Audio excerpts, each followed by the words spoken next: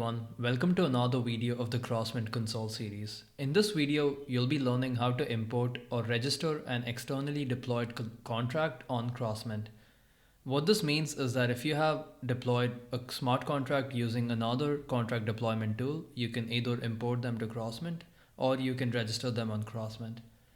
So now let's look at how we can do this. You simply need to click on New Collection. And once it loads up the collection information page, you need to enter the collection information, which would be details like collection name, description, and collection cover image.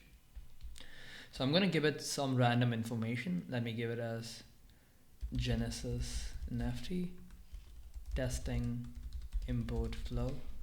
And let me import any random image that I have on my file.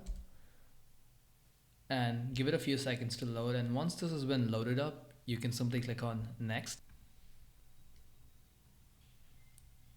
Okay, so now since you're importing an existing contract, you need to select import an existing contract and then click on next. And now you need to select the network your contract was deployed on, and in my case it was Polygon Mumbai, so I'm going to select Polygon. And then now you can see that there are three options for the Polygon network.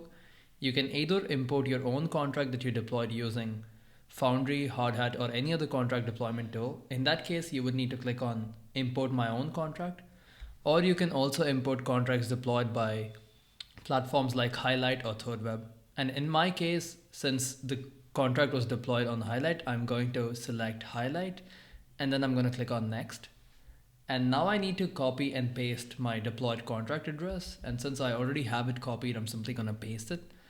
And now when I click on next, it'll ask me to confirm the collection details. And once I have looked at everything and verified that the details are correct, I'm going to click on register collection.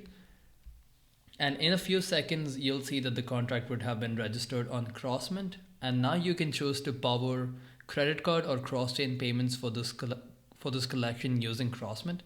And that's it for today's video. In the next video, we'll be learning how to create and work with API keys on Crossmint. Thank you for watching.